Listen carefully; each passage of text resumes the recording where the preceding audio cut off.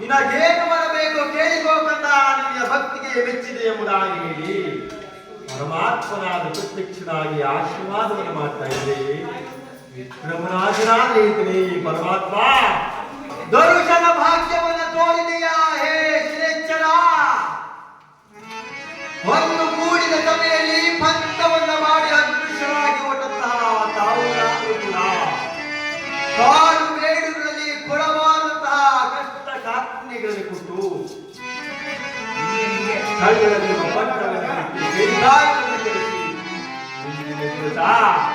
ಈ ಪದ್ಮಾವತಿಯ ಮಂದಿರದಲ್ಲಿ ಪ್ರತ್ಯಕ್ಷರಾಗಿರುವ ಪರಮಾತ್ಮ, ಕೊಡುವುದಾದರೆ ಕೊಡುವಂದು ಬರುವ ಸ್ವಾಮಿ. ಏನಪ್ಪ ಅವರ ನಿಷ್ಠೆಯಿಂದಲೇ ಕೊಟ್ಟ ದರ್ಶನ ಕಷ್ಟ ಕಾಲದಲ್ಲಿ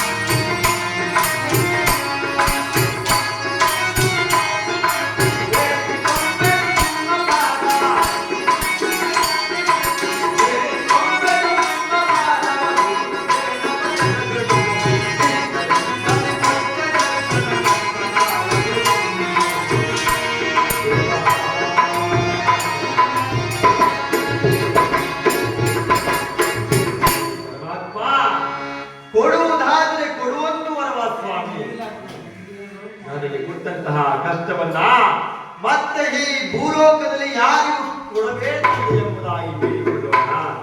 ಪರಮಾತ್ಮನಾದ ವಿಕ್ರಮ, ಮೆಚ್ಚುಗೆ ನಿನ್ನ ಭಕ್ತಿಗೆ ಕಂದ. ನೀನಾದರೂ ನಿನ್ನ ದೂರವಾದಂತಹ ನಿನ್ನ ದೇಶ ಕೋಶ ಸಕಲ ಸಾಮ್ರಾಜ್ಯವನ್ನ ಕೇಳಿದೆ. ನಿನ್ನಿಂದ ದೂರವಾದಂತಹ ನಿನ್ನ ಕೈಕಾಲುಗಳನ್ನು ಕೇಳಿದೆ. ಪರರೈತಕ್ಕೋಸ್ಕರವಾಗಿ ಕೇಳಿದೆಯಾದಂತಹ ಕಾರಣ ನನ್ನ ತಂದೆ ತಾಯಿಗಳ ಆಶೀರ್ವಾದದಿಂದ ನಿನ್ನೆ ಕೈಕಾಲುಗಳನ್ನು ಬರಲಿ ಎಂಬುದಾಗಿ ಹೇಳಿದಾಗ ವಿಕ್ರಮ ಮಹಾರಾಜನಿಗಾದರೂ ಕೂಡ ವಿಕ್ರಮ ಮಹಾರಾಜನಿಗಾದರೂ ಕೂಡ ಕೈಕಾಲುಗಳನ್ನು ಬಂದಿದೆ. ಅದು ಅಲ್ಲದೆ ನನ್ನ ಆಶೀರ್ವಾದದಿಂದ ನಿನ್ನ ರಾಜ ಉಡುಪುಗಳಾದ ಬರಲಿ ಎಂಬುದಾಗಿ ಪರಮಾತ್ಮನಾದ ಆಶೀರ್ವಾದವನ್ನು ಮಾಡಿದಂತಹ ಮಾತುಗಳಲ್ಲಿ ವಿಕ್ರಮ ಮಹಾರಾಜನಿಗಾದರೂ ಕೈಕಾಲುಗಳನ್ನು ಬಂದಿದೆ. ಆತನ ಮೈ ಮೇಲೆ ರಾಜ ಉಡುಪುಗಳು ಕೂಡ ಬಂದಿದೆ. ಆಗ ಪರಮಾತ್ಮನಾದ ಹೆಸರಿದೆ, ವಿಕ್ರಮ ನಿನಗೆ ಕೊಟ್ಟಂತಹ ಕಷ್ಟವನ್ನೇ ದೊಡ್ಡ ಕಷ್ಟವೆಂಬುದಾಗಿ ಭಾವಿಸಬೇಕಂದ. ನಳಂದ, ಹರಿಶ್ಚಂದ್ರ, ಮಹದಾತ, ಪೂರ್ವ ಚಕ್ರವರ್ತಿ, ಅದು ಅಲ್ಲದೆ ನನ್ನನ್ನು ಎತ್ತಂತಹ ತಂದೆ ತಾಯಿಗಳಿಗೂ ಕೂಡ ನಾನು ಬಿಟ್ಟವನಲ್ಲ. ನನ್ನ ವಿದ್ಯಾ ಗುರುಗಳಿಗೂ ಕೂಡ ನಾನು ಬಿಟ್ಟವನಲ್ಲ. ಅವರಿಗೆ ಕೊಟ್ಟಿರ್ತಕ್ಕಂತಹ ಕಷ್ಟದಲ್ಲಿ ಎಲ್ಲಿನ ಮನೆಯಷ್ಟೇ ಆಗಲಿ ಸಾಧ್ಯ ತಿರುಗಿನಷ್ಟೇ ಆಗಲಿ ಕಷ್ಟವನ್ನು ಕೊಟ್ಟಿಲ್ಲ ಎಂಬುದಾಗಿ ಹೇಳಿ ಯಾವ ಭಗವಂತನಾದಂತಹ ಶ್ರೀದೇವರಾದ ಆಶೀರ್ವಾದವನ್ನು ಮಾಡಿದೆ. ವಿಕ್ರಮ, ನೀನಾದರೂ ಕೂಡ ನಿನ್ನ ರಾಜ್ಯಕ್ಕೆ ಹೋಗಿ ಸತ್ಯವನ್ನು ಬೆಳೆದಿ ಅಸತ್ಯಕ್ಕೆ ಪಾತ್ರರಾಗದೆ ನನ್ನ ಹೆಸರಿನಲ್ಲಿ ಗುಡಿಗೋಪುರಗಳನ್ನು ಕಟ್ಟಿಸಿ ಅನ್ನದಾನ, ವಸ್ತ್ರದಾನ, ಭೂದಾನ, ಗೋದಾನಗಳಾಗುವಂತ ಏರ್ಪಾಟನ್ನು ಮಾಡಿ 100 ವರ್ಷಗಳ ಕಾಲ ರಾಜ್ಯಭಾರವನ್ನು ಮಾಡಿಕೊಂಡ ನಿನ್ನ ನಾಮಾಂಕಿತವಾದರೂ ಕೂಡ ಇಡೀ ಸೂರ್ಯ ಚಂದ್ರಾದಿಗಳಿಗೂ ಗೊತ್ತಿಲ್ಲ. ಆ ಸೂರ್ಯ ಚಂದ್ರಾದಿಗಳಿರುವವರೆಗೂ ಕೂಡ ನಿನ್ನ ನಾಮಾಂಕಿತವಾದ ಚಿರಸ್ಮರಣೀಯವಾಗಿರಲಿ ಎಂಬುದಾಗಿ ಹೇಳಿ ಪರಮಾತ್ಮನಾದ ಆಶೀರ್ವಾದವನ್ನು ಮಾಡಿ ಥಟ್ಟನೆ ದೃಶ್ಯವಾಗಿದ್ದಾರೆ. ಮೂಚಿತರಾಗಿ ಬಿದ್ದಿದ್ದಂತಹ ಪದ್ಮಾವತಿಯಾದ ಹೆಚ್ಚಳಾಗಿದ್ದಾರೆ. ಸ್ವಾಮಿ, ಇಲ್ಲಿಗೆ ಹರಗಳಿಗೆ ಮುಂಚಿತವಾಗಿ ನಿಮ್ಮಯ ಕೈಕಾಲುಗಾಲಿ ಹಿಡಿದಿರುವುದಿಲ್ಲ.